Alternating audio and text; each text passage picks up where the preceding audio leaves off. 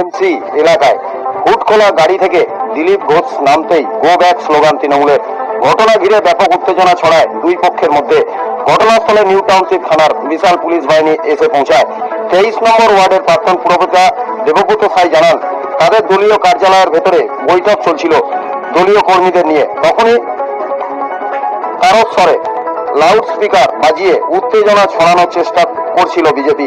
তারই প্রতিবাদ করেছেন তারা। পাল্টা দিলীপ ঘোষ জানান, তৃণমূলের জমি হারানোর ভয়ে এই ধরনের ঘটনা ঘটাচ্ছে। এই প্রখর রৌদ্রে তারা যখন প্রচার করছেন তখন দেখা মিলছে না তৃণমূল প্রার্থীর। তাই তৃণমূলের নিচু স্তরের কর্মীরা বুঝতে পেরেছে তাদের হার নিশ্চিত। তবে এদিন দিলীপ ফের বিস্ফোরক মন্তব্য করেন। পাল্টা বলেন, তার শরীরে কোনো চর্বি নেই, কিন্তু তৃণমূল নেতাদের গায়ে শুয়োরের চর্বির মতো থলথলে চর্বির হয়েছে হারামের খেয়ে খেয়ে।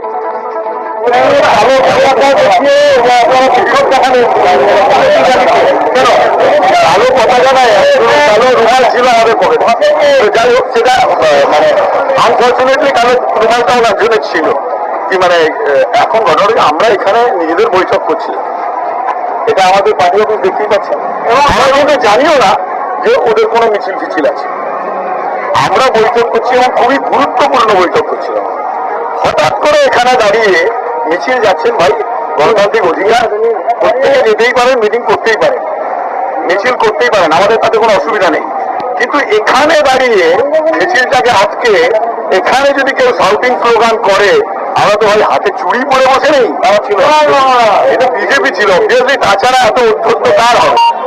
বিজেপি ছাড়া এত উদ্ধত্ত কার হবে? যারা হচ্ছে জয় শ্রীরাম বলে মদ খেয়ে মুখে গুটকা নিয়ে মাথায় গেরুয়া ফেক্তি করে যারা জয় শ্রীরাম বলে রামের অপমান করে, হিন্দুত্বের অপমান করে, এই তাদের ছাড়া এই উদ্ধত্ত আর কার? তৃণমূল সন্ত্রাসের বাতাবরণ। আপনারা তো ছিলেন, সঙ্গে ছিলেন, আপনারা অস্বীকার করতে পারবেন না, আপনারা মিছিলে ছিলেন। আমরা কি আজকে প্ররোচনা দিয়েছি? দিনই তো, আপনারা তো সাক্ষী। এটা যদি কোর্টে কেস হয় তাহলে তো আপনাদের নাম সাক্ষী হিসেবে থাকা উচিত। শুধু আপনারা দেখেছেন, সত্যি কথাটা বলুন না। বলছি গাড়িতে সত্যি কথাটা বলুন। গাড়িতে দিলীপ ঘোষ ছিল না। দিলীপ ঘোষ থাকুক আর না থাকুক, যদি দিলীপ ঘোষ থাকতেন আরো উচ্ছৃঙ্খল হতো তার লোকরা। দিলীপ ঘোষ নেই, কম উচ্ছৃঙ্খল। এখানে স্লোগান সার্ভিস লোকাল নেতারা ওদের বিধায়ক ছিল, ছিল না। জমানা বাজেয়াপ্ত হবে দিলীপ ঘোষের জন্য ছিল না। আমরা তো কোন রকম এখানে দাঁড়িয়ে যে ওনাদের জন্য, ওনাদেরকে স্বাগতম করবার জন্য আমরা দাঁড়িয়েছি তা তো নয়। আমরা আমাদের পার্টি অফিসের ভেতরে মিটিং করছি, তাও বাইরে নয়। তারও আমাদের আগের থেকে কর্মসূচি উইথ ভ্যালিড পারমিশন, জনগর্জন সভার পারমিশন, তার সমস্ত কিছু আমাদের ভ্যালিড।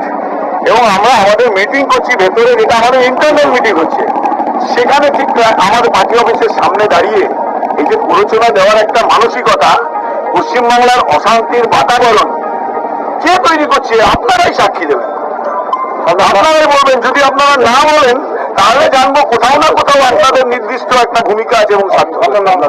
দেবব্রত সাই, আমি এই ওয়ার্ডের প্রাক্তন কাউন্সিলর, 23 নম্বর ওয়ার্ডে। আমরা নিশ্চিত যে ভয় পাচ্ছি, ভারতবর্ষের 56 ইঞ্চি ছাতিওয়ালা প্রধানমন্ত্রী, আমার নেত্রী, গোটা বাংলার মা মমতা বন্দ্যোপাধ্যায়কে ভয় পাচ্ছি।